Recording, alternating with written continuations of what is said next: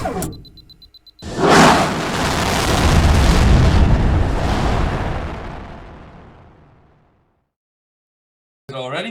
Yep. Good. Welcome to another Launcher podcast. Today we got a nice panel talking about blockchain. As always, you got Matt. We got myself, KP, and today we have a very special episode for two reasons. Do you know why two? The two reasons are? What are the two reasons? This is the first episode that we're having returning guests. So, Ooh. Matt, you're our first returning guest. So I'd like to introduce Matt back to our podcast. And I'm pretty sure Keegan will get excited at this one. And he knows. Do you know the second reason? What's that? Bitcoin hit an all-time high today. I think last I checked, it went up to 52,000 USD. I haven't checked after that. Yeah, it just blew past 50,000 and now it's at 52. So that is a very exciting thing. We should all be celebrating. Celebrating for those who hold Bitcoin. I do not, but for those who do hold, congratulations. I guess on that note, we'll introduce Keegan to our panel. And then lastly, we also got Eric joining us from the Canadian Blockchain Supply Chain Association. And he'll be giving us more information on the logistics sides of things and how blockchain plays into that. Perfect. Just touching off that, we'll open the table to, for individuals who, blockchain was something that, you heard kind of frankly a couple of years ago, and it's becoming more prevalent now as, some of these digital assets are increasing in value and people kind of want to dip their toes into it. Let's just start with, what is blockchain technology? So who's going to ask that to? Who's your first pick that you can ask what is blockchain? And we'll go with Mr. Keegan. Keegan. Yeah, right on. Okay, so blockchain, it's a decentralized ledger of transactions. I usually just boil it down to an analogy that everyone can understand. So I'm not entirely sure what the technicality level of your audience is, but I'm going to invoke a couple of concepts in order to give you an idea of what blockchain is and why it might be useful to use in industry.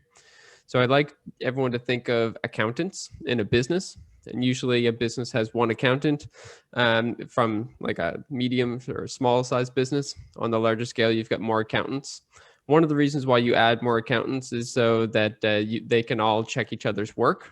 Okay, so I want you to imagine that we've got this great big business with hundreds of thousands of accountants, and each one of them keeps a copy of the business's transactions on their own pieces of paper, on their own database, essentially on their own ledger. And what this achieves is everyone is checking each other's work. And so I want you to think of the entire book, each accountant's book as the blockchain. Every page in each one of these accountants' books is a block in the blockchain, and every block is filled with transactions for the day or the time period. So in the case of Bitcoin, blockchain blocks are divided into 10-minute increments on average. And once every 10 minutes, these accountants essentially get together and they agree on what took place, what transactions took place in the last 10 minutes. They each check each other's work, and one of those hundreds of thousands of accountants signs their name at the bottom of that page, signing off on it. And the last thing that you want to remember is that all these accountants are always using pen or permanent marker. So none of these transactions can be reversed. And so I've kind of invoked a couple of these concepts in here. What essentially we achieve with blockchain is three things: auditability, transparency, and immutability. So immutability, things can't be changed. Auditability, it's easy to go back and check other people's work and figure out how we got to the now state or wherever we are now. And then transparency, everyone is following the same set of rules and all the rules are written down. So as transactions come in, we add them to the page. Every 10 minutes, we get together, we decide on what's going on. One person signs their name, and then we continue moving forward with that set of rules. And that kind of forms a nice transparency aspect to the whole world of blockchain. So that's the short and skinny, and we can dive into that as much as we like. I guess I know for myself, blockchain kind of got more prevalent around, let's say 2013, I guess, when it was Bitcoin's first run up. How long has blockchain technology actually been around, and if there's been any real use applications prior to cryptocurrency of that? So it's actually kind of funny to mention this, but the word blockchain didn't actually come into existence until 1 or 2 years after Bitcoin got started in the first place. So you could say that Bitcoin came before blockchain in a way, even though blockchain was around since day one of Bitcoin. No one actually named the software that underpins Bitcoin blockchain until 1 or 2 years afterwards. So you can go and look at the Bitcoin white paper, and you can do a find on that document for the word block, and it's everywhere. And you can do a find in that document for chain, and it's everywhere. But if you look for blockchain, you can't find it in that document because Satoshi Nakamoto didn't mention it. He didn't name the underlying data structure. He just named Bitcoin. He called it Bitcoin. The technology and all of the aspects that all the ingredients of blockchain, so to speak, they've been around for or been in development for about 40 years. So dating back to the 1970s and 1980s. And it wasn't until Satoshi Nakamoto pick and chose a number of aspects that have been being worked on from a number of other individuals.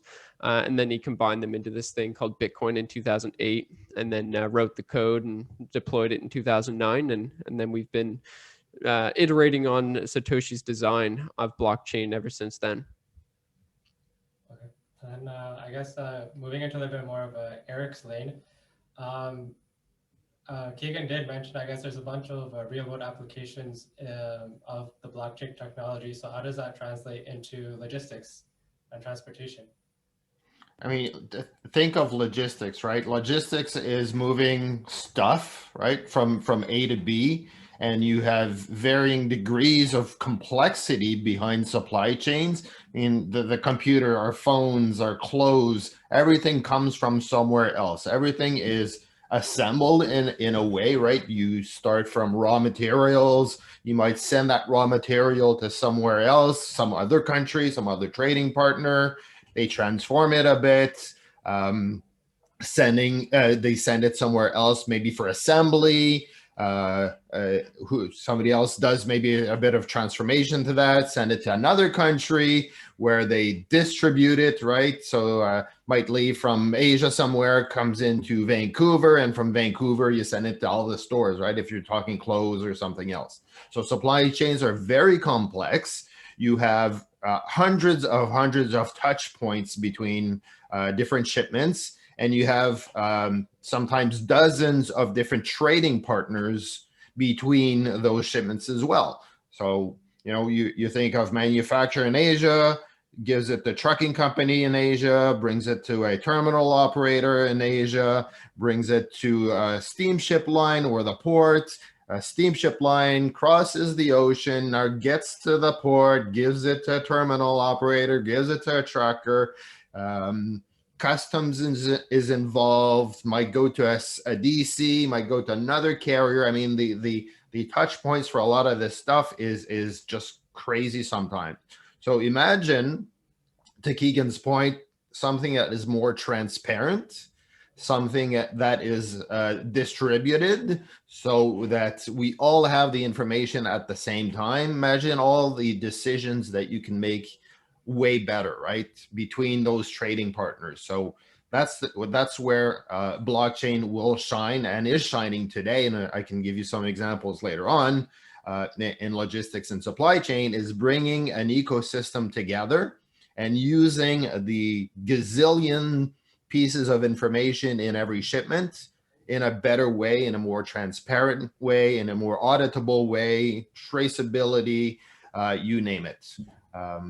And although supply chains are complex today, they're still being managed in a very linear way. So document is given from one party to the other. And, you know, you can think a few years back or 50 years back, the captain coming down his galley, right? Or his stairs down the boat and giving the big pile of paperwork to the customs officer, right? All right, it's not like that anymore, but the process is the same, where one gives it to the other, gives it to the other, certain choke points sometimes, inefficiencies. Blockchain is hoping to resolve that. It's actually funny to see, like, even in the last few years, how fast things have changed. I remember I went to there's like a load brokerage, LoadLink. They had an event about in 2017, and it was around blockchain technology. I remember at that point, the kind of roundtable feeling was like, this is like 10, 15 years away from now. Like the stuff they're talking about, it's not going to happen for a long time. We don't work good. We're going to sip our tea and, go at the bar and not pay much attention when people are talking about that, all the blockchain things, right? So just to like see from like that feeling to where like what it is right now in terms of how fast things have changed, especially in the last like 2 years. I know how Matt had told me about actually an example between Bison and Walmart, who had kind of I guess took on blockchain technology and like drastically improved their efficiencies and their processes for stuff that invoices they weren't able to collect for like And they saved millions of dollars. insane amount of time. They're getting that done in like in a very quick amount of time. So I guess that's just one of the applications in the logistics world of it. So that blockchain apparently, and it's a Canada-made solution, right? DLT Labs in Toronto made it for Walmart Canada, and there's 65 different trucking companies right here in Canada. Biggest production blockchain in the world apparently right now. Really? Yeah. That's pretty cool. So there I can't remember what the number of shipments that they handled either per month or per year, but it's something like 50,000 shipments. 50,000 shipments from a Walmart distribution center to a Walmart store, basically using 65 trucking companies. 70% of these transactions, those invoices, were in dispute because of some reason or another, right? Yep. So waiting time, wrong surcharge because carriers doing everything manually. So, and the invoicing process, which is even more convoluted, had 11 steps from, picking up the shipment, delivering the goods, punching in the invoice, sending it to Walmart. There's a dispute on it, send 10 different emails back and forth, right? Like we do today to dispute the invoice. Okay, there was waiting time, I'll pay the invoice. Well, right now, using a blockchain-backed platform, they've been able to reduce those 70% outstanding or disputed invoice down to below 2%. Because Walmart and the trucking companies have instant visibility to absolutely everything. If a truck gets to a store and there's waiting time, they know immediately, they can take action immediately. Walmart can approve it immediately. So there's no back and forth, right? Everything's real time. There's no sending emails back and forth to resolve issues. Everybody has access to this same information, same time, highly efficient, and they've been able to reduce the invoice cycle from 11 steps down to 5. They've been able to pay their trucking companies way faster. And I think it's 90 days down to 45 days, which is the contractual agreement, right? So trucking companies super happy they're getting their cash way faster, improve, cash flow. Walmart is happy because they're not having to, chase around for disputes all the time. They're actually having great meetings between their carriers and Walmart these days. Mm-hmm. And everybody's saving so much money that Walmart's saying, hey, I'm paying you faster. How about you give me an additional discount? Mm-hmm. Right? So, which happens all the time in the industry, right? So, everybody's winning. They didn't have to upend their entire system. EDI is still involved. You have varying degrees of technology within these trucking companies, but all integrated into DLT's platform. And that's Hyperledger Fabric based, and everybody's happy. I guess I'll move into a little bit about Matt's world. I know Matt's kind of more so on the food safety side. How have you seen blockchain kind of be introduced in your world and its impacts on it? Well, this is probably the perfect segue, given that we were talking about Walmart and we were talking about blockchain. So you guys are probably familiar with the E. coli poisoning that happened in lettuce a while ago. Basically, lettuce there was large amounts of lettuce in the United States that got infected with E. coli. Last time I checked, we're not really cooking lettuce. Typically it's served raw in sandwiches and salads. So everyone was eating quote unquote shit sandwiches for a while. So unfortunately, that can make you very sick. And if you're immunocompromised, E. coli can very easily kill you.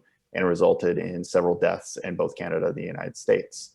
So leafy greens, and I know this is going to sound a little crazy, in the United States, the number one killer due to food safety is poultry. Last time I checked, the number one poisoner, the number one cause of foodborne illness, if it breaks down to a single commodity type, is fresh fruit and vegetables. So particularly leafy greens. Now, Walmart addressed the situation by saying, hey, if you're selling leafy greens to me, you have to be on our new blockchain system, as Eric was just talking about. So unfortunately, a lot of farmers in the United States kind of said, well, what is chain of blocks? I don't understand, sir. So Walmart at least had a pretty good kick in the butt to a lot of its suppliers, try to get them in shape and get them adapting this new technology service, blockchain. Well, that can be through all kinds of different providers. There's various technology solutions. I think even it's like SAP has now like a blockchain package you can buy as long as you give them one arm, two legs, and your firstborn child. But it comes down to, can the industry adopt this new technology? What are the pains? Is it analogous to current solutions that the industry is using? And then the other thing that I work with is regulatory space. So is it going to be compliant? So the first question is it is it something that companies can use? Larger companies, yes. The price can be a little complicated, not to mention something that I was talking with CFIA, Canadian Food Inspection Agency, and a few other companies, is we all thought that a lot of companies did traceability, like a lot of logistical companies shipping things was really good at adopting traceability. The answer is not really. So a lot of companies out there weren't. Yeah, a lot of companies out there aren't so really good at adopting traceability standards. Now, blockchain, great, would pretty much solve that technology inherent to itself. So it's good to see that there's technology that just by how it operates, it solves that problem as a byproduct. The other question is it analogous to what the industry is currently doing? Kind of, depending on like what you're looking at. It's always easier for people to put up their hands in the food industry and say, it's easier for me to do nothing than one more thing. So you would have to make it pretty simple, probably like a portable solution for them to, like something off your phone that you can swipe or take a picture of, or something that just goes to an electronic record somewhere. If it was that easy, or if say you were doing, RFID or whatever new technology you want to throw it there, Zyco, then it comes down to as long as they don't have to like manually do a process, then they're just going to shrug and be like, okay, I guess this is adoptable so long as the price tag is good. With regards to compliance, the industry for food, pharmaceutical, and all that jazz is currently using Alcoa. That's just a silly definition for I'm trying to remember exactly what it comes down to, is attributable, legible, original. I can't remember the last two acronyms. I'm not even going to try, but it comes down to, do we know who this came from? Do we know when it was created? Is this the original document? Could you theoretically edit this document?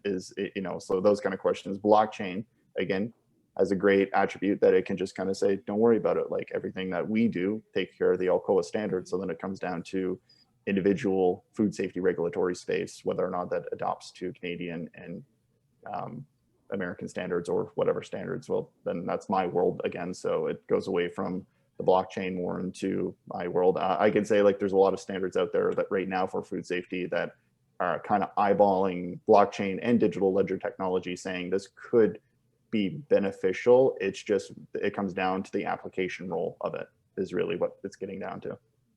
And Matt, you mentioned standards, right? That's another very important aspect of the work being done in blockchain today. You have folks like ISO, the Canadian Standards Council. You have a whole bunch of different standards coming from all over the place, and there's standards being built around blockchain too. And yes, somewhat emerging technology. I'm doing it this way, you're doing it that way. How do we put them together? Interoperability. But standards are very important to work on, as much in blockchain as in the rest of industry.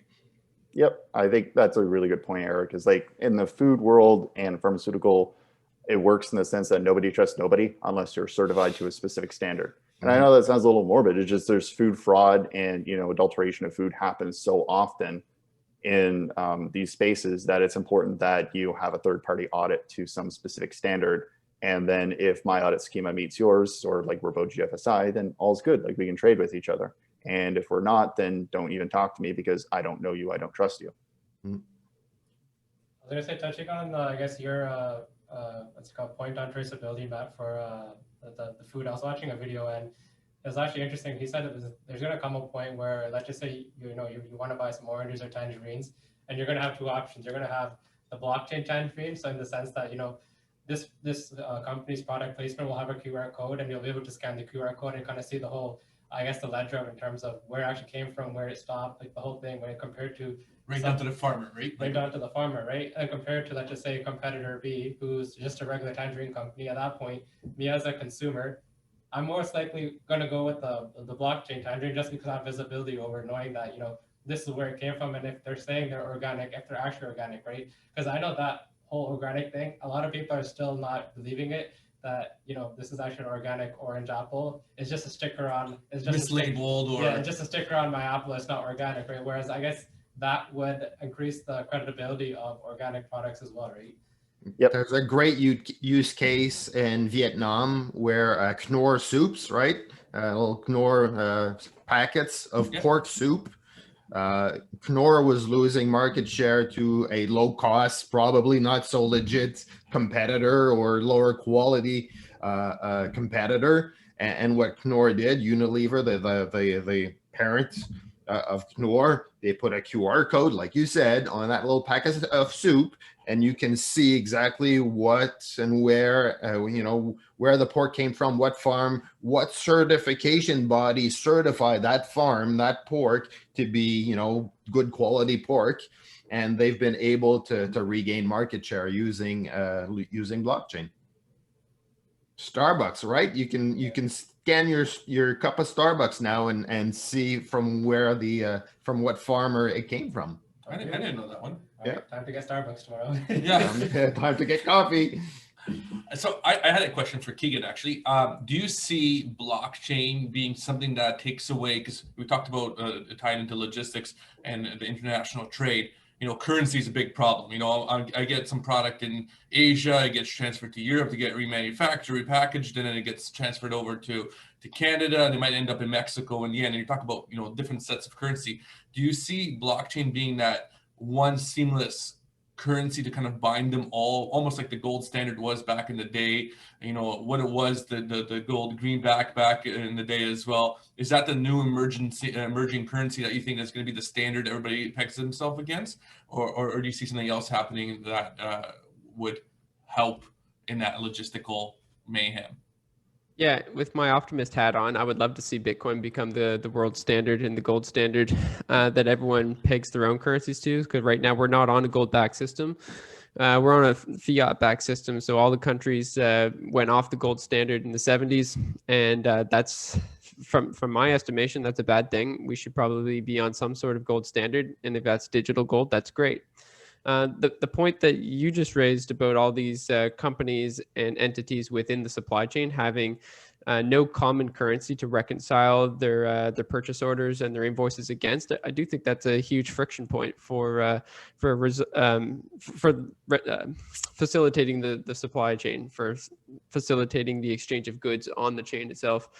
So yeah, they don't need to use Bitcoin, or they don't need to use like an existing cryptocurrency necessarily. This kind of goes into Matt's point with the regulations. If we're all using the same chain, then we can have an asset that's just native to our chain, and it's kind of like a credit system that's just used within that one blockchain. I could see something like that taking place, because the companies aren't necessarily warming up to Bitcoin the same way that other sectors are. So that they might want to create themselves an asset that is completely tied to their exclusive system, their own blockchain. So in that scenario, like all parties would have to be operating on that one blockchain though, right? Well, I think that you'd have your basket of goods, your currency in your own bank, and that would buy you some amount of credits, and we basically slide those credits around the supply chain. And if you need to make good and buy more credits, then that's what you would go out and do. And then when it comes time to settle, you'd then make a request and maybe do one transfer. So instead of making a payment every single time that an invoice is made, you kind of keep a tab between all of the parties that you're interacting with. Think of like a bar. You go into a bar and you don't give them your credit card for every single drink that you buy. You open a tab, right? And you pay at the end of the night. You hand them your credit card at the start, and they say, okay, this person has a credit card. And then at the end of the night, you pay that tab. So rather than having 10 or 12 or 15 payments, you have one payment at the end of the night. And I could see something like that, like creating quite a lot of efficiencies in how orders and payments are settled. I'd love to hear from Eric in this space though, because I would love to know if there's like a real world application of and how that actually works with respect to settling payments. That's a big question, right? Right.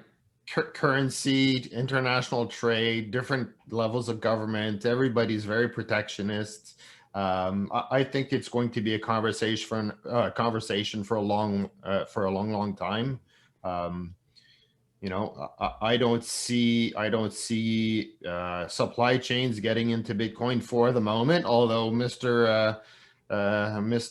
Tesla there went and bought a whole bunch, right? So that's for a different use case though. That's for the preservation of wealth. Right. So again, back to trade and currency exchange. I don't know. Banks and governments are so protectionist. They regulate everything. We saw it in Bitcoin, right? Bitcoin started trading. People started to do different products with Bitcoin. There's the ETFs now that are coming into the market, but it's still centrally controlled, which kind of goes against what the idea of Bitcoin is. So I don't know. So it's still a tough call for me. Is the blockchain a process that you can validate? So one thing that happened, as you know, Eric, in our industry is not just fraud, but you get a customer, you get a broker, a carrier gets a broker, and then the broker doesn't have the money to pay him, or he disappears. Is that one way of legitimizing that transaction between the broker and the carrier? So there is none of that instability of, am I going to get paid? Well, absolutely, right. If you're automating through smart contracts, right, you can get rid of all the manual nonsense and the non-legit processes that still exist out there. Because if you're programming something, the ones and zeros, they gotta balance out at the end. And if there's a blockage somewhere, if carrier or broker doesn't have the funds, you're going to know right away, instead of maybe 30 days, 60 days down the line when you're waiting for the invoice and you've been begging for payment. So digitizing the payment process, not necessarily the currency, but the payment process. Yeah, absolutely.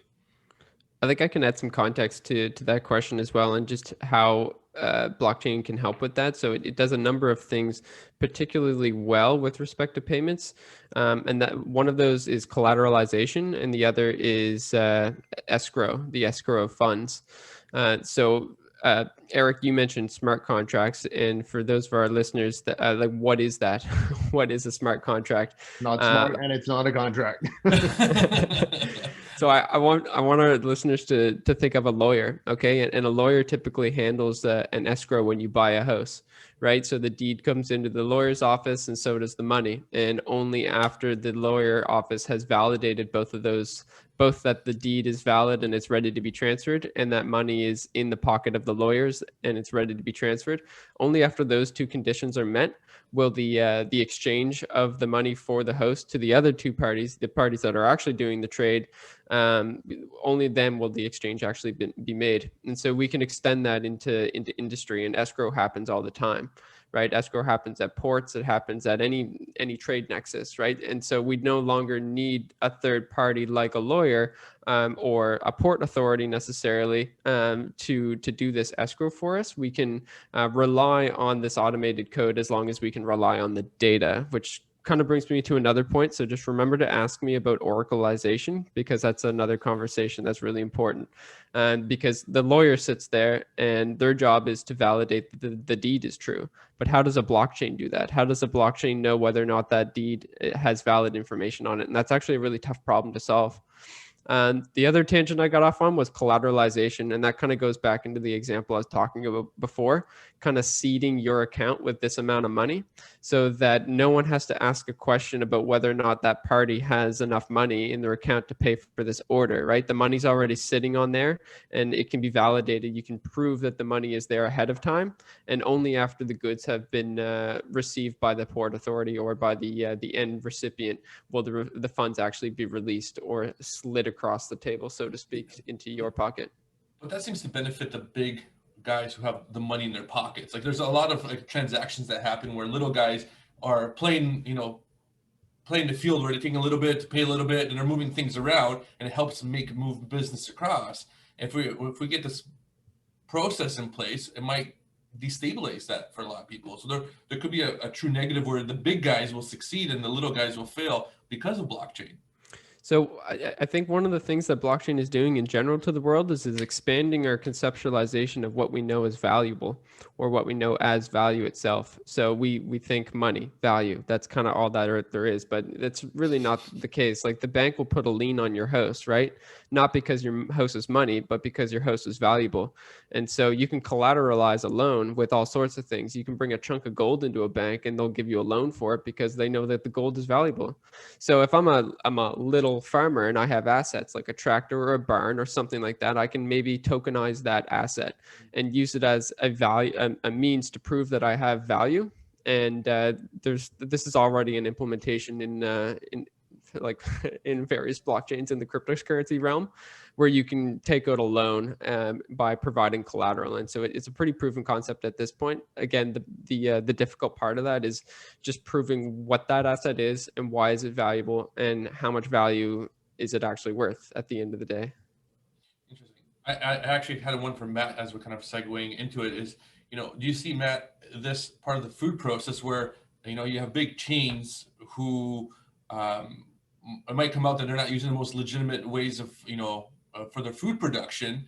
And when you start looking at who the farmer is, they're only paying them a fraction of the cost. Do you see customers then wanting to be going more straight to the farmer or bypassing these unethical middlemen that have, been around for forever? Yeah, obfuscation is a real thing in the food industry because we talk about value, and it's a great way to make value where you just lie to your customers or you deceive your customers as to the source of the product. And that's not just the food adulteration. There was a case in Canada where we were selling local tomatoes and local fresh vegetables. And then people started asking, wait, can you grow this stuff in Canada? And come to find out it was just repacked product coming from Mexico through the border, and people were cutting it open, putting it in new packs and saying made local in Canada.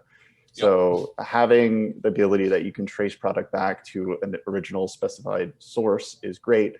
My only concern is and I'll turn this back to the blockchain nerds in the conversation, is could I theoretically snip it and create my own blockchain where I am the source target and I just simply lie about the other source target, and when you go to scan the ultimate product that's from my customer as I'm the supplier of that chain, can it be linked back to me where I'm obfuscating the true original source?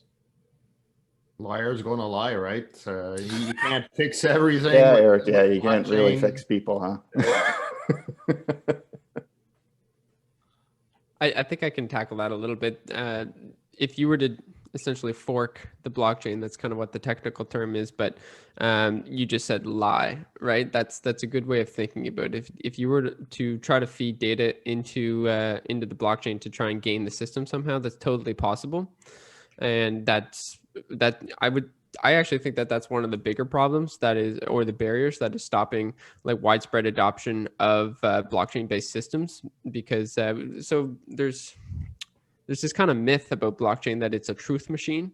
And I like to just bring to everyone's attention that just because information is on the blockchain doesn't make it true, right? So we have to have other mechanisms for trusting the data that we find on blockchains. Because if you're a liar and you've got this shipment of tomatoes and it came into your facility at £2, and then you skim 10% of that off and send it on through, and it reaches the next destination at 1.8 pounds, like who's liable for that? Is it the next destination, or is it you? Like, where'd that 0.2 pounds go at the end of the day?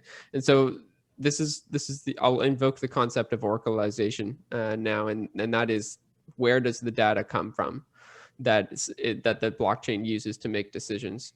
This is the main barrier, in my opinion, to the widespread adoption of blockchain. And even before that, right? Your case of tomatoes, you're saying it's leaving from Mexico. Who says it actually came from Mexico? It might have come from China, repackaged in Mexico. Start the chain, right? So those conversations need to be had. And blockchain won't fix everything, won't save the world, but it's just making some process a lot more efficient. I think we can rely heavily on Internet of Things devices. So that has been how these large industry players have been tackling this particular problem, rather than like who's most liable to make an error, a human or a device. And as long as you've built that device correctly and then gotten your team of 25 engineers to make sure that device is doing what it's supposed to, you can probably trust that device rather than that person that's standing there with the clipboard, then walking over to the computer and filling that information, right? That person's liable to so many issues, and that person shouldn't be trusted as an oracle, right? We should be trusting Internet of Things devices. So this kind of invokes the conversation is a little bit broader at this point, and rather than just talking about blockchain, we're also talking about automation and Internet of Things, right? So I think one of the things that blockchain will do to our entire industry, one of the ways I think it'll transform it, is just by forcing us to adopt the other range of automation services that we have available to us right now. Like IoT was supposed to take off 12 years ago. What happened to that? Now it actually makes sense because we have a system that basically requires it. We get all these efficiencies from using blockchain, but only if we do it right. Because if we do it wrong, then we're automating lies, or we're at least creating the ability for us to automate lies, and that's not good. We shouldn't do that. There's already a lot of that happening in the world. Your IoT to collect all your information, blockchain to store your information, and AI to do something, make decisions with that information, right? That's the power trio. Yeah.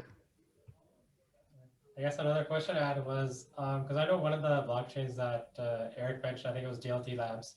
I was kind of looking into them a bit, and then I came across another, supply chain, a blockchain called VeChain. And I noticed VeChain had, a tokenization of it, and you're able to, let's say, buy their native coin on an exchange, whereas with DLT, you're not able to. So I guess maybe Eric or Keegan can touch on the process of how do projects decide if they want to go maybe public or stay closed off in that sense.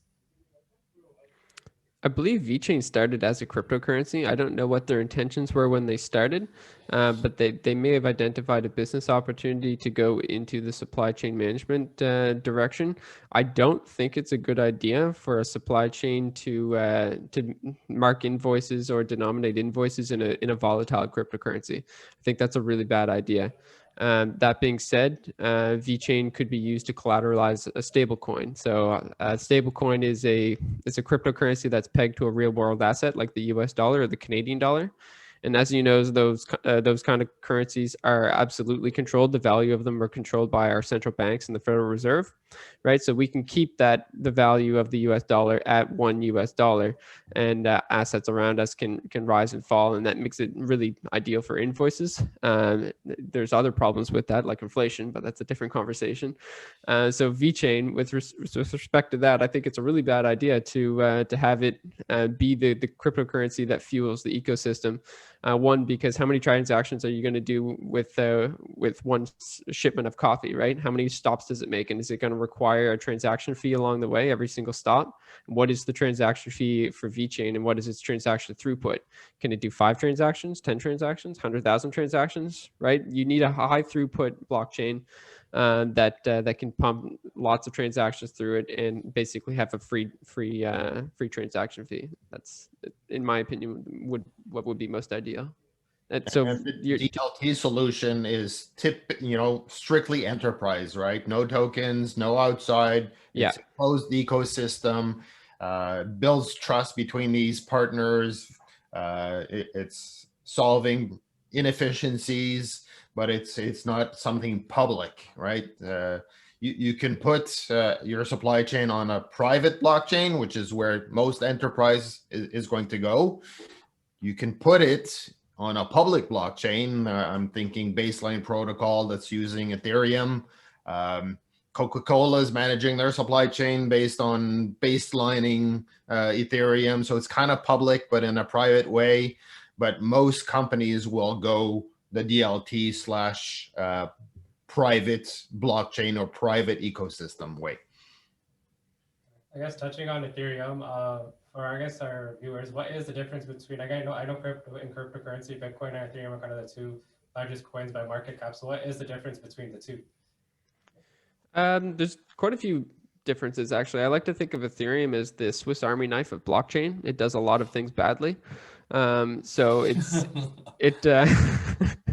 there's a lot of use cases to Ethereum, but it doesn't seem like that one.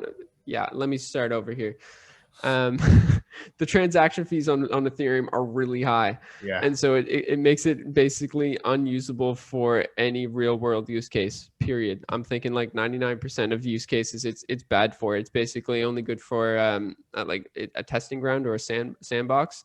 There's a lot of really interesting use cases in DeFi, which is decentralized finance. And I think that's another topic. But the main difference between Bitcoin and Ethereum is that I can write code and deploy it on Ethereum. And so in that sense, Ethereum's like a global supercomputer that can run my code. I want you to think of like Amazon AWS, right? I need to log onto a server and run that code. And Ethereum has simplified all of that to the point where I can write my program and deploy it. And then it's automatically on every single computer that's running Ethereum in the world. And so that's kind of useful because it's this globally, quote unquote, trusted and decentralized supercomputer, trusted execution environment where a Bitcoin does one thing. It only does one thing. It keeps track of Bitcoin. It does that perfectly, and it never fails at that. Whereas Ethereum tries to do lots and lots of things, hence the Swiss Army knife analogy. Is that concise? Yeah, I got that.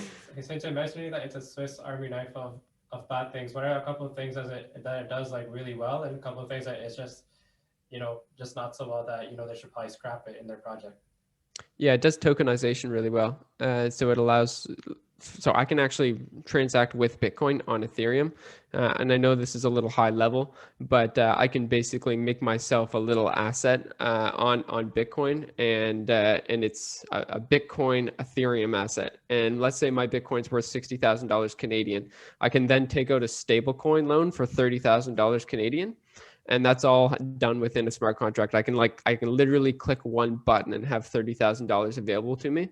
And all I have to do is lock up my $60,000 worth of Bitcoin. And then I owe that smart contract, let's say 8% interest per year.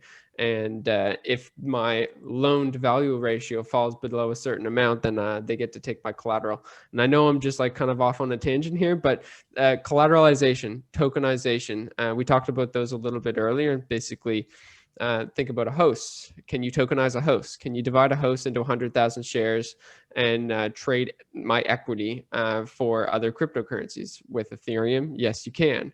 What it does badly is each one of those transactions is probably going to cost me 10 or 15 or 20 or maybe $30 or $50, depending on the actual size of the program itself. So it's not good for large scale programs, but it's really good for playing around, and it's a pleasant development experience actually. So if you're building on Ethereum, if you're a coder, it's a lot of fun. It really is. Whereas the other blockchains like Hyperledger, for example, I've tinkered around with that, and the development experience is different because you're actually building something fundamentally different. So I would say on the like positive sides of Ethereum, really great development experience, and that's actually one of the best things it has going for it. It's because it has this huge developer community, where Hyperledger has a good like enterprise development community. They're like paying lots of people and programmers to build on it, where Ethereum has a bit of a grassroots movement, kind of similar to Bitcoin in that way. I was going to just go back maybe to Eric and Matt and ask a question here. Is in our industries, both like with food and logistics, there's always a bunch of different agencies that are controlling, vying for position of running that kind of transaction for everything. And you can see this on the logistics side with Fort Kites. You can see it with what's the other one, like Blue Jay, and all these different companies are trying to bring that technology in. And on and Matt, we've talked about this with the HACCPs and the BRCs and the food. I almost feel like from this conversation, there's going to be tons of little Bitcoin, different pieces trying to develop. Are we going to see like hundreds of different ones in each industry, and everybody has to, like, if I'm hauling food, I'm going to have this Bitcoin. If I'm hauling this industry, I'm going to have this Bitcoin, and so forth. Or do you guys eventually see that it's going to be like, one ring to rule them all kind of thing? It's gonna, from the food point of view, GFSI. So here's the funny thing is, if you're under BRC or SQF or FSSC or any of the other GFSI schemas, they're all supposed to be interchangeable. The reality is they're not. So everybody has like their own way of doing things. So could a certification body essentially say, or like a certification authority essentially say, hey, like everybody has to use Ethereum because we say so? Is that going to get to that point? I don't I can see like the theory of SQF is we set the standard, you set the implementation. So I could see like SQF just kind of saying like, no, it's kind of up to you of how you want to do it. Then there's other very prescriptive bodies out there like BRC that says, no, it has to be done specifically this implementation. I don't want to like come out with like a strict idea of like what they're going to do, but I can see like there's, from a fundamental philosophical view, that the different certification bodies have different ideas of how to go about different things. And yeah, I could see that they could employ their own ideas of how to go to those ends, different means to get to those ends. So. Everybody has an opinion, right? I have my opinion. You have your opinion. You have your way of doing transactions. I might speak French. You might speak English, Spanish, or Chinese, or whatever. That's never going to go away in my mind. You mentioned Fort Kites. The software world is just nuts. And the money being spent on digitizing the supply chain these days is totally nuts. Billions and billions of dollars. So yeah, there's going to be, competing solutions. There's going to be a better offer. There's going to be a better solution. Is there going to be one above all eventually one day? I don't think so. Not myself. Yeah, I don't think so either. Eric, I love that you just mentioned languages, English and French. And this goes back to the question that Matthew, you guys were asking about the main difference between Bitcoin and Ethereum. Like, to put it really simply, Bitcoin speaks English, Ethereum speaks French. And if neither one knows about the dictionary of the other, they're going to not be able to communicate whatsoever. And so I don't see there being a world where there's like one master supply chain blockchain that rules the world. What is taking place right now is interoperability, which is basically the ability for these blockchains to speak the same language, talk to one another on some level ground. The analogy I'd make here is Google Translate. Google built this AI that listens to English and French, and then the AI built itself a middle proxy language that it goes through before translating English into French. It doesn't translate English directly into French. It goes it translates English into its proxy language, then the proxy language into French. So it's kind of created this own language that only it knows how to speak and translate things into. And it's made translation like way more efficient. That's kind of one of the reasons why Google's able to do that so efficiently. But I want you to kind of take that analogy and shift it over to the blockchain realm and think, okay, there might be this one like glue kind of chain that sticks all these things together, or all these hyperledger blockchains that might just be built up from the ground up to be able to be compatible with one another. And that is actually the reality. And think of the internet, right? How often has the protocols behind the internet changed over the last few years, or the last 30, 40 years? It evolves, it gets better, it changes for hopefully the best, and that's going to happen in blockchain too. I was gonna say, I guess touching on the building side of things, Keegan, I know you mentioned the beginning of the conversation that blockchain was, even the word itself was kind of developed 2 years after Bitcoin. So for the people that are in the space of, like, I guess, engineers or developers, which you want to call them, is it something that when they went to school for computer science and stuff, that was kind of touched upon already? Or like, how does one actually get the knowledge to develop a blockchain or the technology behind it? Is it similar to, like, writing code for, I guess, Python or Java, whatever the case may be, or is it a whole different world? So you can actually build Bitcoin in whatever programming language that you want, as long as you play by the rules of Bitcoin. So you need to go read the white paper to know the rules, but then you're free to develop Bitcoin in C++, Python, JavaScript, whatever, as long as you communicate with the rest of the network on the terms of Bitcoin. So yeah, when you go to school for computer science, you don't really necessarily learn everything there is to know to build a blockchain. Blockchain is actually kind of it's a recipe that of three things: the consensus layer, the transaction layer, and the network layer. So the network layer deals a lot with okay, where are the nodes located, and how do they talk to one another? So I'm sure you've heard the word peer-to-peer before, right? So these nodes are talking together, talking with one another on a peer-to-peer basis. And if I went to school for computer science, I might spend my entire 4 years and then my master's learning all about peer-to-peer technologies, and then only then would I know how to build Bitcoin from a peer-to-peer perspective. But then what about consensus? How do you get all of these nodes to agree on what took place?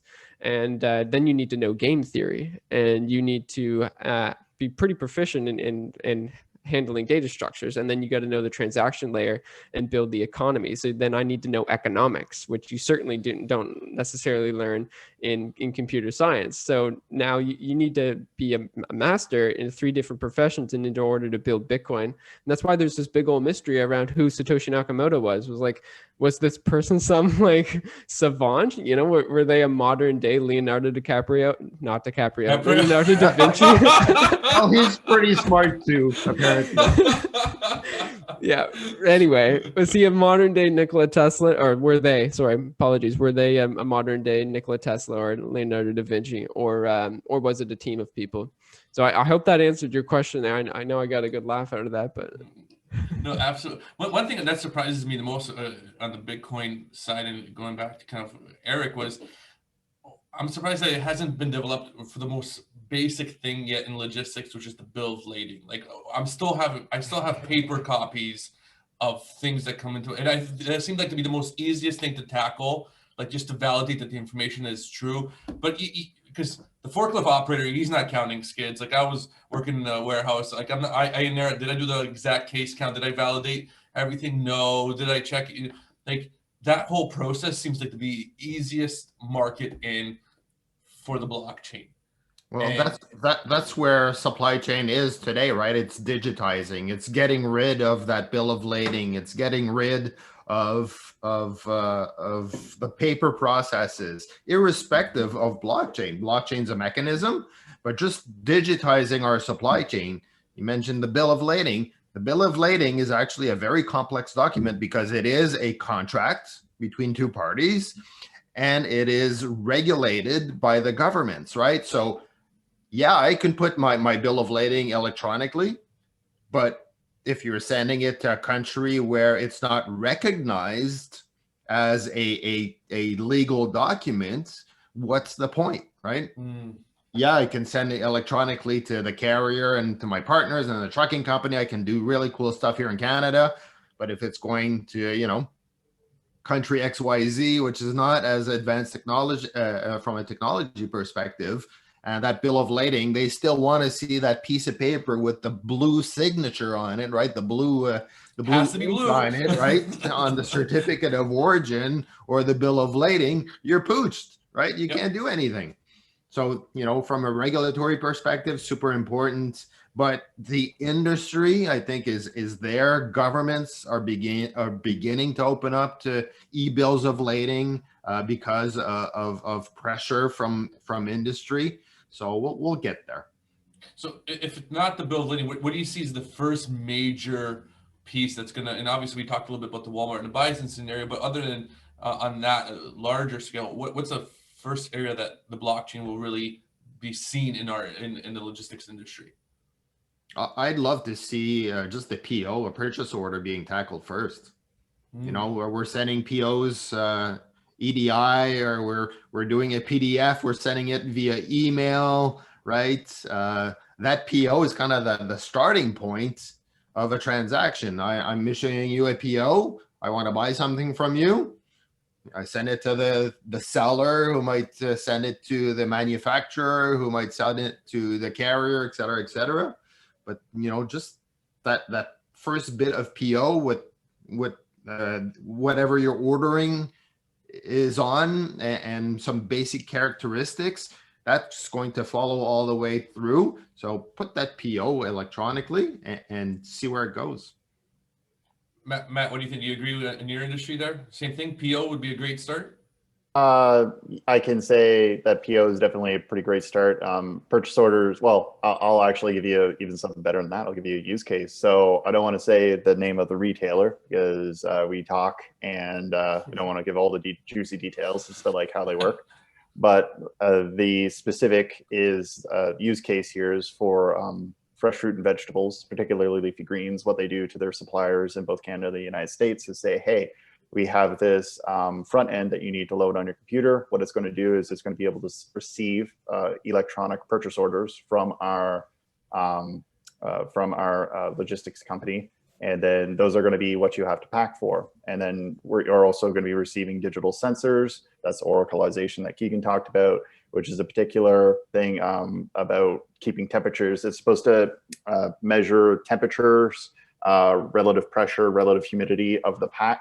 So then it comes to, you get the purchase order, so you just get told you have to get this many heads of lettuce to whomever, and then you go out and harvest. You then take the harvest, put it in a pack, put the sensor together with it, connect it to remote station that'll plug that into your front end that you have set up in your computer. And then when it comes to the palletization, you just document the time that the pallet is created and when it's sent. But again, bill of lading, this is something that was really surprising to me that you mentioned that, which is I was flabbergasted when they said like, oh no, like bill of lading, we just print it off that printer over there and I sign it. And I was like, so like, what do you do with that? And they're like, oh, we stick it in that plastic bag over there. And I go, and I asked like, so the retailer, like, how does this business, like, how did you guys get the software? And it's like, oh, we pay like a couple $1,000s a month for the software. It's just a cost that us suppliers have to foot.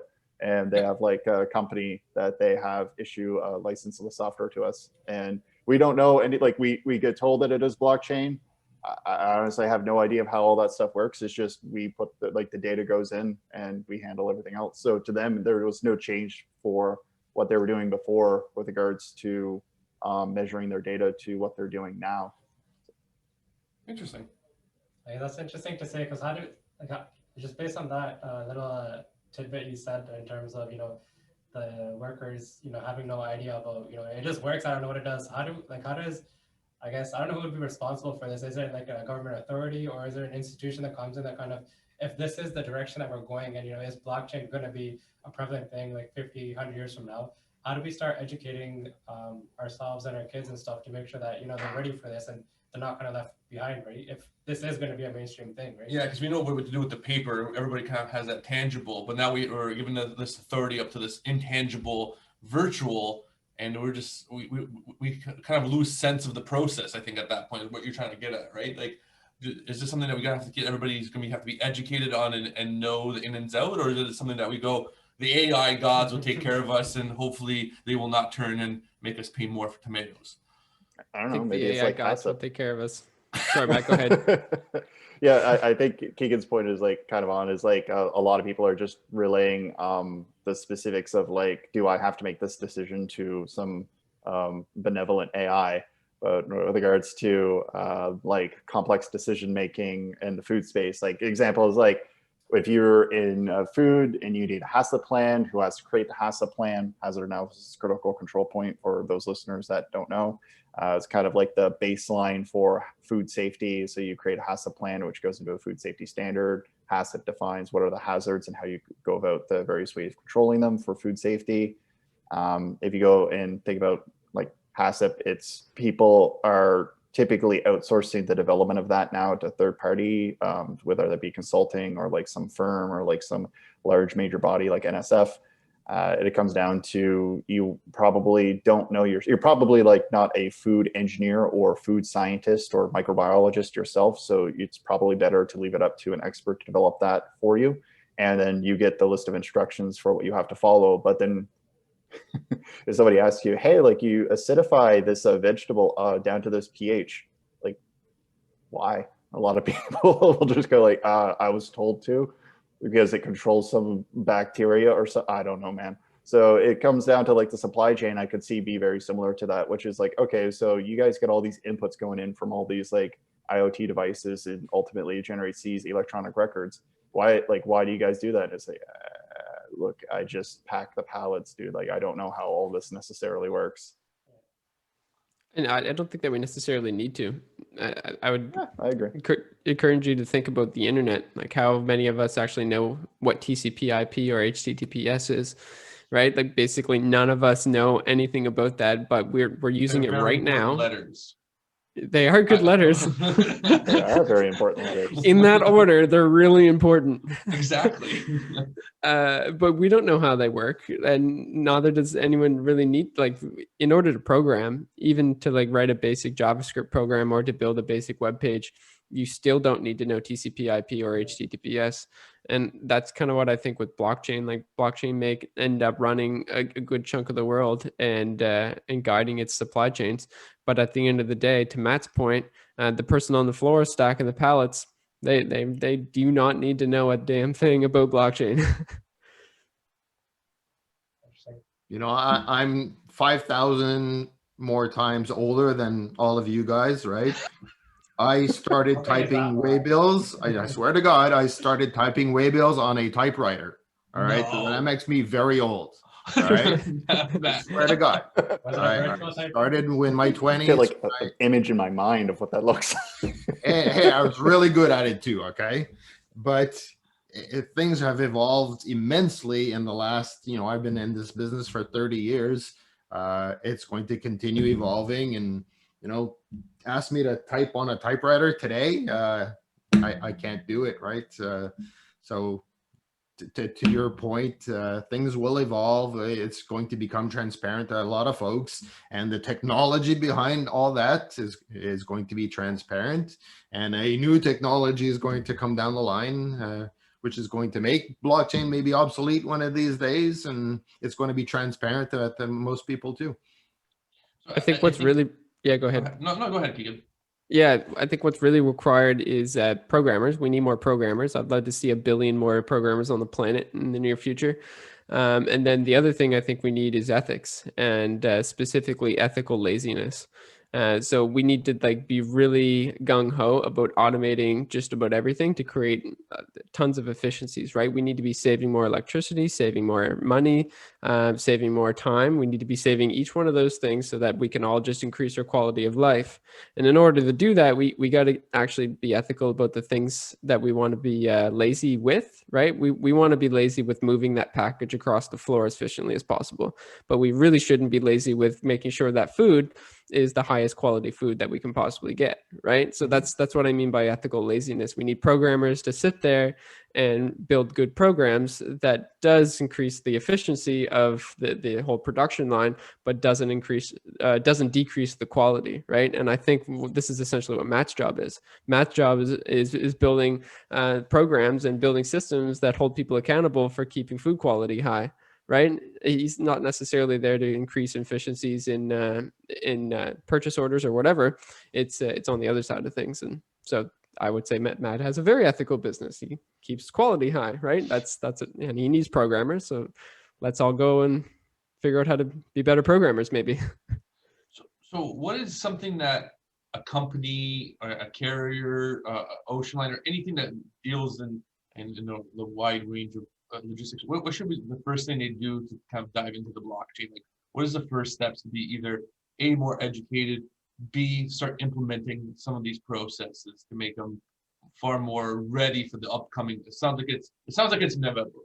It doesn't mean like we can stop it. Sounds like we're going to be taking on blockchain one way or another, one form or another, because it seems to be like benefiting us. So what can we do to kind of get ahead of it? My pitch, and it's kind of why we started the association, is join a community, talk to people who are like-minded, just get interested, look at how you can improve your own processes using the technology, look at people who are doing it today, because people are doing it today. You know, is your business model similar to them? How can I change my business process enough to make it work, maybe, and just be involved, right? Community, conversation, collaboration, education. That's the first step for me. I think companies need to get themselves blockchain ready.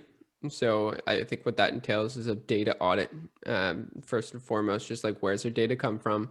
How confident are we that the integrity of the data is high?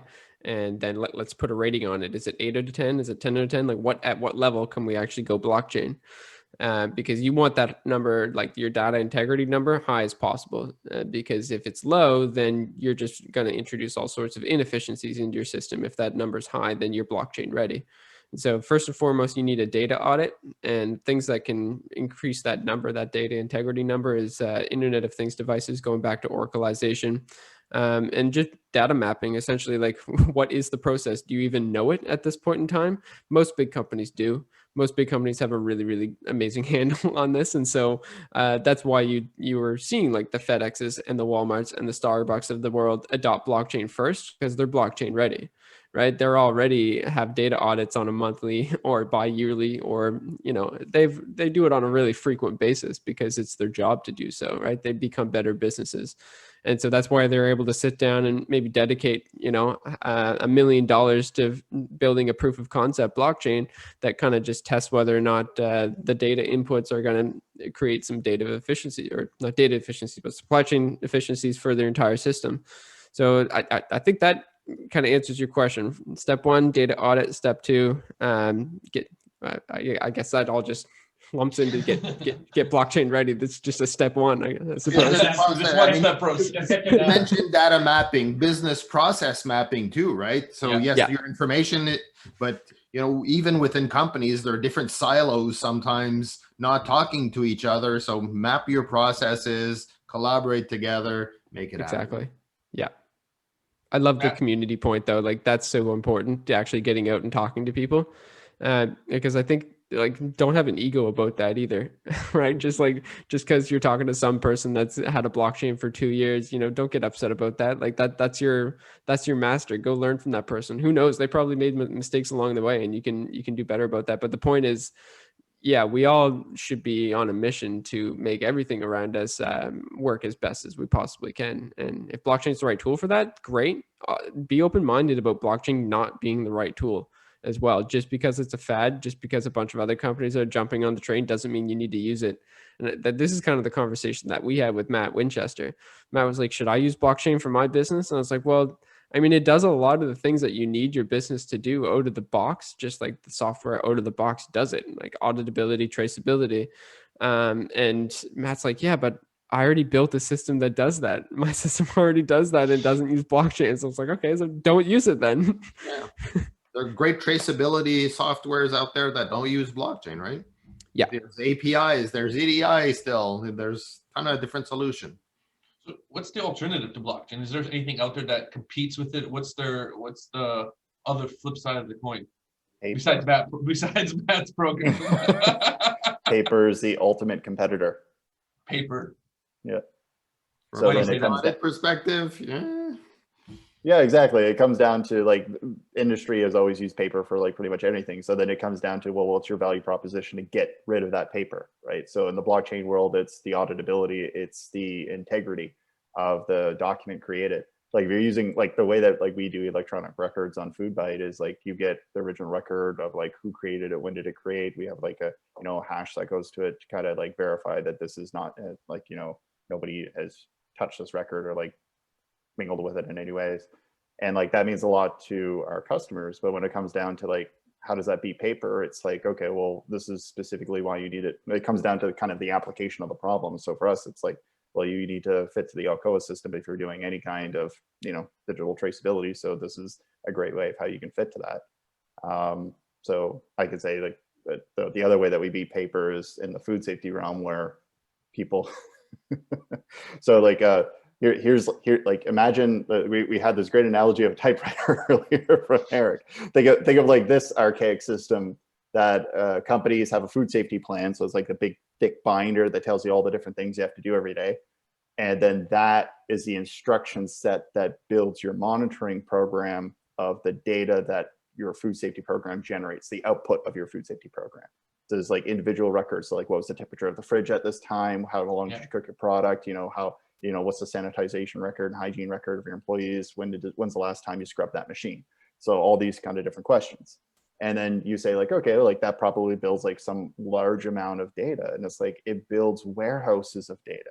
It builds like even for a SMEs in Nova Scotia, like we were talking with them, and a lot of them that are on like GFSI standards are warehousing data and actual like rental units that they're like taking paper records, wheelbarrowing them out and like driving them to like some third location and dumping paper. So like the amount of paper you can generate is insane. And as we were talking about, like kind of bringing the education into like, hey, like software can take care of these problems. Like it's literally how you beat paper. So ultimately the value proposition, I think, is how you beat the established competitor, which is paper. No, rock beats paper, Matt. Rock always beats paper. Nope. Beats rock. No, but that kind of brings me to kind of what you guys are talking about. The thing that comes to mind, it seems, and I think we kind of alluded to this from the early on, is it seems like our industry, the logistics industry, and even the food, like we've been all kind of prepping for this blockchain because we started collecting data. We didn't know why everybody started collecting data. We started collecting data. We have our GPS data. We have our this data. We have this, that, and we started just collecting. And, you know, you talk to these people who are collecting, like, what are you collecting this for? I don't know. And we made that comment earlier. And like, so who do you have the GPS for the customer? Which customer? Whoever wants it. Who wants it? I don't know. Yeah. Right. But whoever does, we got it. You know. And what else do you got? I got this too. And I got that. I can do EDI. I can do API. What does API do? I don't know. It connects them to what? Something, right? So it feels like we've been building up to this kind of blockchain moment where it's like, we have all this, we don't know what to do with it. It just seems like another way of putting it. This is the facilitator to aggregate all this data, make it work, and just work with all the other data that's out there and put it together. Yeah, and that conversation, Matthew, finishes with, hey, this is what I'm doing. Is this right? Like, am I doing the right thing? I hear that all the time in the food industry where somebody will bring me, like, I'll do a talk, and at the end of the talk, some people come up and ask me, like, this is my traceability system, and like, this is what I'm currently recording. Like, am I doing things correctly? Like, what should I improve? And they're looking for general advice for like how they can get extra, as Keegan was pointing, like trying to figure out how to get the extra squeeze of value out of automation or out of the data play.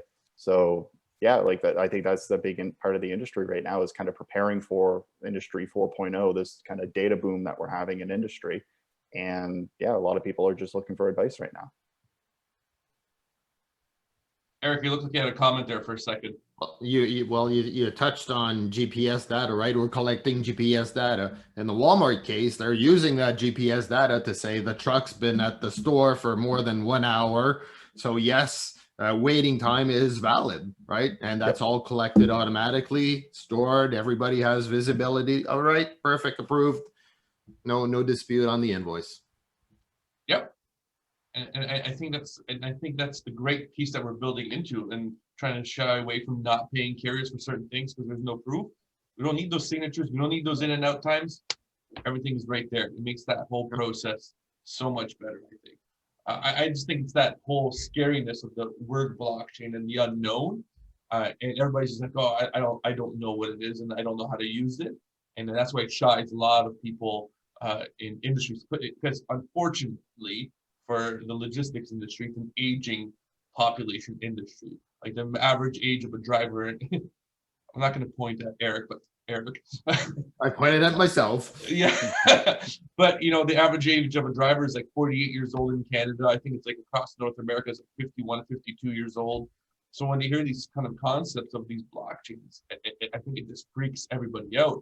And I'm going to kind of lead this into Keegan is how can we make it a little bit less scary for people? Yeah, I'm gonna go real abstract here in a second, but it'll hit home for everyone, I promise. So the first thing is less abstract. It's a Google document and the version history behind it. So I hope most people these days have used a Google document, and you can actually view the version history, and it looks like a blockchain. It really does. It says at this time this person changed this. And you can go in and see every single thing back to its genesis state, right? The blank slate. When you open a new Google document, there's nothing in it. And then people start editing, and various people can edit at the same time. And then you end up with its current state, and you can rerun the blockchain, so to speak, from its genesis state, every single transaction in order to arrive at its current state. It's a filled out document. And the other real abstract answer here is time. Time is like a blockchain, right? It's a little bit sloppier in terms of accountability and transparency, but the immutability there is permanent, right? You can't change the past. And so blockchains aim to mimic that and if they do a good job of it, then they do mimic it. You can't change what happened in the past.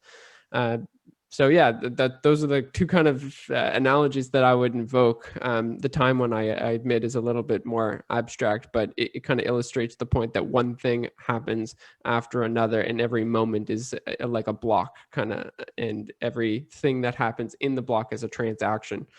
That's how you want to be thinking about it. Nice.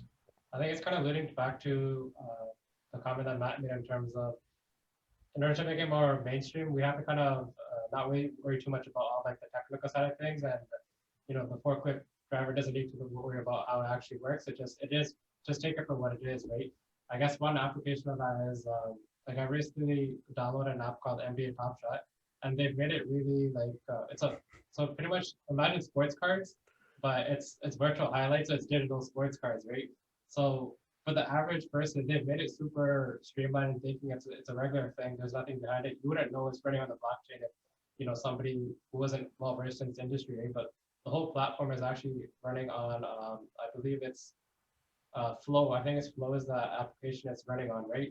So you actually own that one instead of owning a sports card, physical sports card, you actually own that one digital moment. It's assigned to you. You have the blockchain to yourself, and from like the research I'm doing, there's actually going to be real world applications of it where you're going to be able to actually kind of like have that digital moment like open up on like a cube and see it actually running live and that sort of stuff. So I think it's just putting all the technical side in the background, making it more mainstream and easy to use. And I think that's what's going to be needed to make it more, I guess, user friendly. That's those front end developers. So Matt talked about the company just placing a front end in front of the end user and saying, use this. And in the background is doing a ton of complex things. Like they don't need to know the complex things. They just kind of need to know how to use that front end. And so to your point, that NBA Top Shot is using non-fungible tokens on Ethereum. And it's like, wow, what does that mean? Right? It's like, I don't know. I just like buying this moment, this like 8-second GIF I just bought for $200 for some reason. I own that moment. Like, what does that even mean? They actually blew up. So like For some reason, they're super cheap, and I guess more people have found about it. There's a LeBron James one that sold for 100,000 actually. Yeah, it's like an 8-second highlight. So there's two camps to it. Some people are like, I can watch this on YouTube. Why am I paying money for this? But then I guess there's people who are more on the collectible side. They understand blockchain. They know the value of it. I just had an idea. I'm gonna take a video of a truck backing up. I'm gonna make a blockchain of it and start selling those moments up to people. Like a driver Logistic delivery. NFTs. There you go. This I apple hope being not. eaten and it's safe. Ooh, remember those days? Well, I get you a 1 of 1. Actually, be 1 of 4 since it's 4 of us, or 4 of 5 of us. So be 1 of 5 logistics NFT. There you go. All right. On that note, any kind of last kind of tidbits you guys wanted to add on the blockchain piece that we didn't touch upon that you think would be very crucial for us to kind of talk more about that we didn't go in depth? Kind of the last minute roundtable from anybody. Start off with Matt. And anything that we wanted to kind of touch upon more, or we missed that you think that we should speak more about blockchain? I guess I'll go off with a strange example, because I always like to have something strange that I bring to the table and make people think about. I remember there was a pitch that an entrepreneur gave to me when I was in Toronto a couple of years ago. I'm not going to go into he used, again, because it's technology, they want to use extreme paradoxes and all kinds of edgy memes and whatnot to try to elicit a response from you. But the idea was, how comfortable are you selling away some amount of your personal information that I could monetize using blockchain? So it comes down to what Keegan was saying before with regards to tokenization. Can you give me things that I think are of value that maybe you don't think are of value, such as what's your personal preferences for food, to sexual orientation, to what kind of things do you buy on a late night weekend? So it comes down to how much information are you willing to contribute to me, and then I can monetize that and then put that into a blockchain platform that marketing companies can come to, and they can pay for money to get market insights on what people are interested in.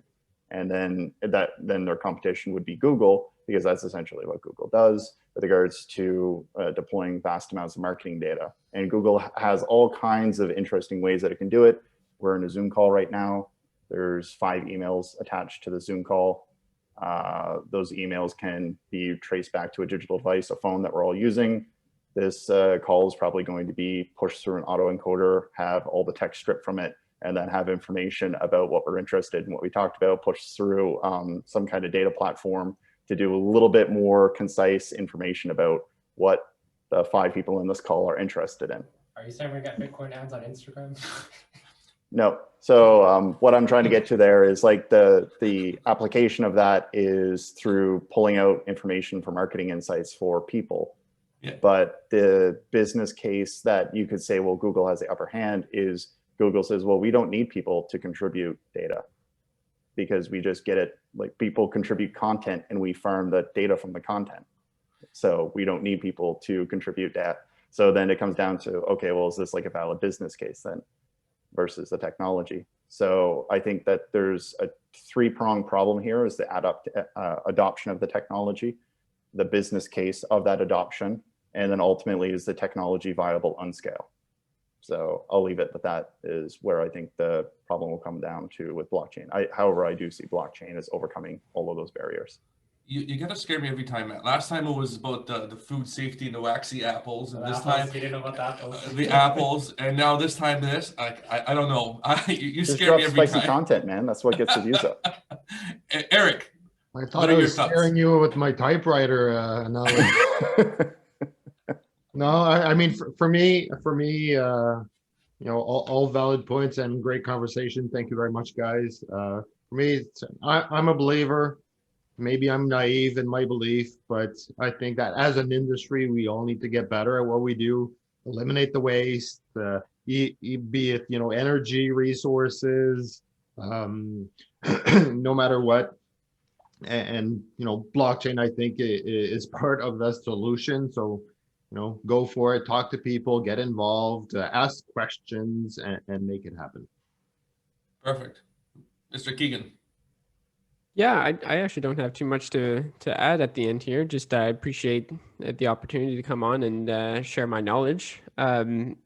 I'm going to plug my social media channels. If you want to reach out to me on Twitter, I'm Crypto Keegan, and you can also visit my website, atlantic-blockchain.com or gofullcrypto.com. That's my current project. It's we took all our finances and threw it 100% into cryptocurrency, and now we're living totally off of Bitcoin and other cryptocurrencies, and that's what I'm doing right now. So I started in blockchain, and I would consider it like a mild distraction, because I just obviously got more interested in the applications of finance. But I'm really grateful for people like Eric and Matt that can take blockchain into the supply chain industry and take it to the next level as far as it needs to go. So cheers to those guys as well. Yeah, and then absolutely, part of our process is we link everybody to who has any further questions. We encourage you to DM, message on any platform that you wish for Eric, Keegan, and Matt. If you want to know more information, they're always here. Mr. KP, do you have anything else you want to finish off with at the end? Just want to say thank you for your time, guys. It was, Matt said blockchain was something I kind of brought up, especially after the last conversation with Matt. So still learning. It's an exciting space. Once you kind of get into it, it's just like, and you kind of just keep going down into like a rabbit hole. So it's super interesting for me, and I learned a lot from this conversation. Perfect. So I'm going to pause it at this point, guys, just to kind of conclude the conversation. And again, hold on.